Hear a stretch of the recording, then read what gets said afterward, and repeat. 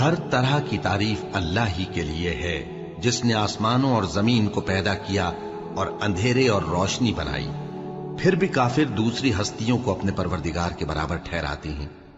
وہی تو ہے جس نے تم کو مٹی سے پیدا کیا، پھر مرنے کا ایک وقت مقرر کر دیا اور ایک مدت اس کے ہاں اور مقرر ہے، پھر بھی تمہیں کافروں اس بارے میں شک کرتے ہو۔ اور آسمان اور زمین میں وہی اللہ تو ہے، وہ تمہاری پوشیدہ اور ظاہر سب باتیں جانتا ہے، اور تم جو کام کرتے ہو وہ سب سے واقف ہے۔ اور اللہ کی نشانیوں میں سے کوئی نشانی ان لوگوں کے پاس نہیں آتی مگر یہ اس سے منہ پھیر لیتے ہیں۔